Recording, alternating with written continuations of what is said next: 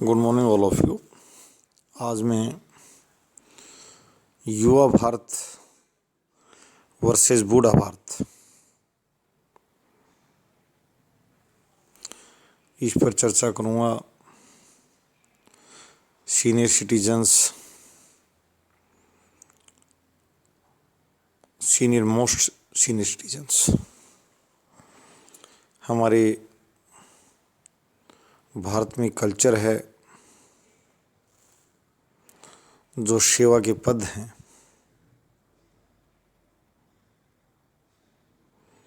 काम करने के पद हैं, राष्ट्र को चमकाने के जो पद हैं,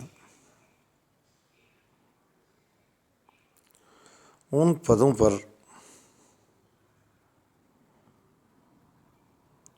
एक बड़े अलग ढंग से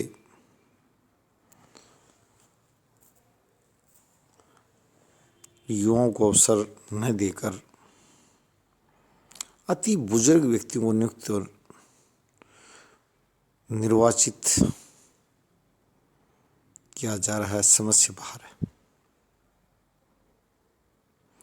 विश्वविद्यालय के छात्र, शोधार्थी, देश के शिक्षक,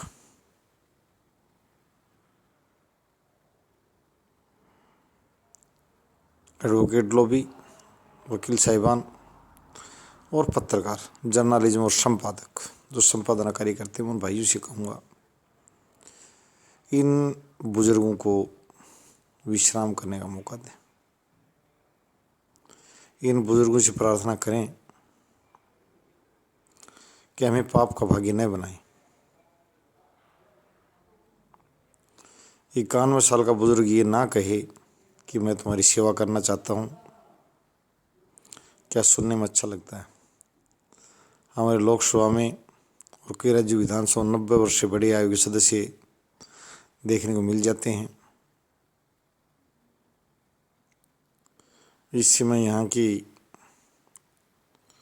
दलीय प्रणाली और दलों के संचालकों से कहूँगा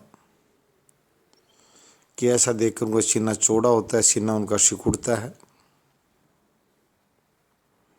जरूर होता है। मैं कहना ये चाहता हूँ, उनकी भाषा क्या है वो जनता माननीय जनता, लोकतांत्रिक व्यवस्था में मैं कह रहा हूँ, ये छड़ी के लिए व्यवस्था नहीं, सभ्य व्यवस्था है। एक बुजुर्ग अगर ये कहे, जिसे उठाना जाए बैठाना जाए, सीनियर मोस्ट सिटीजन 80 साल के बाद हमारे यहाँ पेंशन की 20% अतिरिक्त मांग की जाती है, दी भी जाती है, व्यवस्था है कि उसमें ज़्यादा संभाल की जरूरत पड़ेगी। क्या ये लोग प्रदर्शित करना चाहते हैं, मेरी समझ में नहीं है। कभी कहा जा रहा है कि 65 वर्ष आयु की जिन लोगों की वो करा 70 साल कर दो। 90 वर्ष से बड़े लोगों को लोकसभा में निर्वाचित होने के लिए टिकटें दी जाती हैं। ये ढर्रा ठीक नहीं है। मैंने पहले कहा युवा भारत चाहिए। मैं विधायिका, कार्यपालिका, न्यायपालिका, मैं तेज तर्रार और युवा बच्चों की दस्तक देखना चाहता हूँ। रहमान साहब देवगौड़ा साहब हमारे पूजनीय हैं। रहमान साहब समाजवादी पार्टी के संबल से सांसद हैं, अति पूजनीय। और एच डी देवगौड़ा साहब पूर्व प्रधानमंत्री हैं, अनेक बार कर्नाटक राज्य का नेतृत्व किया, वरिष्ठ किसान नेता हैं, किसानों कल्याण के लिए कई योजनाएं चलाई उन्होंने अपने राज्यों में। मैं उन लोगों के प्रति सम्मान में अभाव नहीं, सम्मान, अति सम्मानित ढंग से मैं देखना चाहता हूँ। परंतु ये बात तो गले नहीं उतर रही हमारे। भला हो, एक चर्चा शुरू की गई है भारतीय जनता पार्टी द्वारा पिछले लोकसभा चुनाव में। हालांकि उसके नेतृत्व को मैं इस चीज़ के लिए साधुवाद दूंगा कि अच्छी पहल थी। 75 वर्ष को मानक रखा उन्होंने, और उस क्राइटेरिया बहुत अच्छा क्राइटेरिया था। उसमें भी जब कई 2-4 उनके वरिष्ठ नेताओं को यानी टिकट आवंटन से बाहर रखा गया, तो उनकी प्रतिक्रिया में उसमें जाने क्या रही मुझे नहीं पता, वो उत्साहित हुए या तो उत्साहित हुए। परंतु मैं कहना चाहता हूँ, भारत के जितने भी राजनीतिक दल हैं, 4 दलों बल्कि 5 दलों का राष्ट्रीय चेहरा बनने जा रहा है धीरे धीरे। 7 तक चला गया था। एक बार राष्ट्रीय जनता दल बीच में शामिल था। आजकल तृणमूल कांग्रेस, एनसीपी ऐसी पार्टियां शामिल है राष्ट्रीय दलों में। कम्युनिस्ट पार्टियों ने राष्ट्रीय पहचान बना के रख ली। केंद्र में कई बार उन्होंने साझा सरकार भी चला ली है। 67 इंदिरा गांधी भी कम्युनिस्टों से सहयोग से, उसके पूर्ण बहुमत नहीं था। तो उन लोगों को मैं कहूँगा कि एक तो पारदर्शी नीति बनाए। हामिद अंसारी से कहूँगा, जो पूर्व उपराष्ट्रपति हैं, कि लेखन के लिए जितने लेखक हैं वो ज़्यादा नेताओं की आलोचनाओं और उनकी प्रशंसाओं से व्यतीत न करें। मैं इस बात से खुद आहत हूँ कि वो इतनी ज़्यादा गाल उनके लिए न बजाएं। प्रशंसा नहीं, आलोचना नहीं। वो ठीक अपना निर्वाचित सरकारें कार्य कर रही, बाद उनका मूल्यांकन की ड्राफ्टिंग हम पेश कर देंगे पब्लिक के सामने कि भाई ये अच्छा किया, बुरा किया। मैंने पहले कहा, हर सरकार के हिस्से में कुछ बातें होती हैं। और जो वर्तमान में मैं देख रहा हूँ बार बार जो गठबंधन की लड़ाई तो जो हो रही, मैंने गोवा का मामला भी देखा कि अगली पार्टी गठबंधन करना नहीं चाहिए तो ज़बरदस्ती लोग उस पर दबाव डाल रहे हैं, प्रार्थना कर रहे हैं भैया हमें भी शामिल कर लो। नहीं, अब ये वो पार्टी सत्ता बजे नहीं, ऐसा नहीं होता लोकतंत्र में।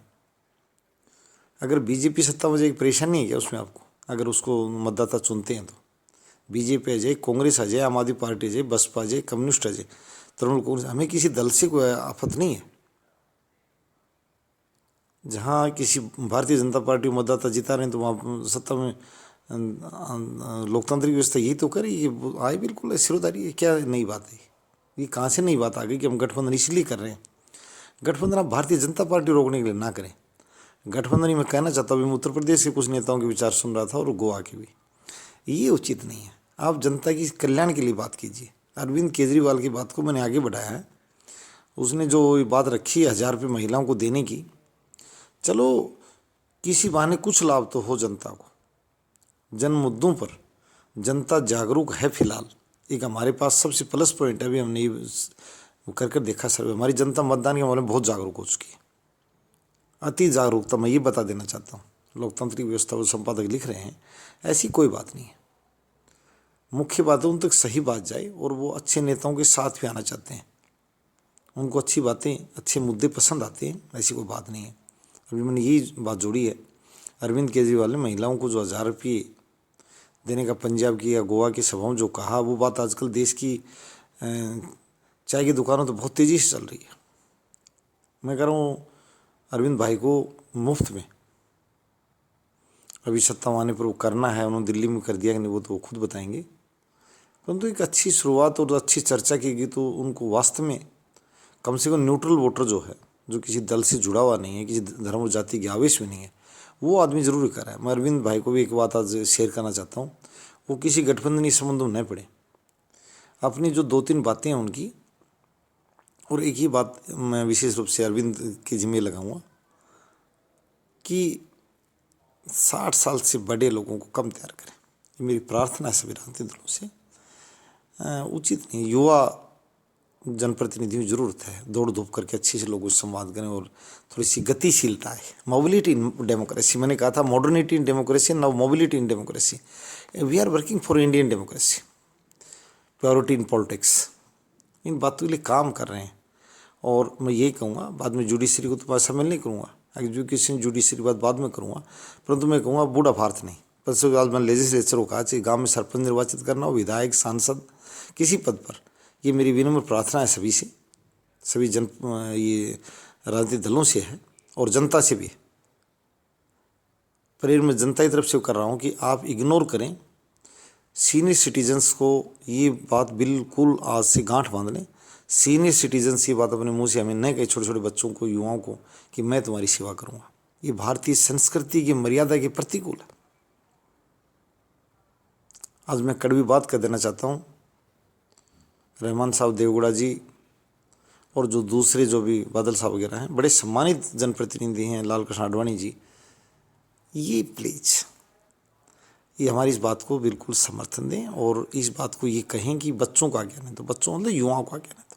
ये भी हमारे यहाँ पुरातन संस्कृति को उनकी बात मैंने की है, ये इंडियन संस्कृति है, ये भारतीय सभ्यता और संस्कृति की बात मैं कर रहा हूँ, इंडियन कल्चर की बात कर रहा हूँ, बड़ी परिपक्व है।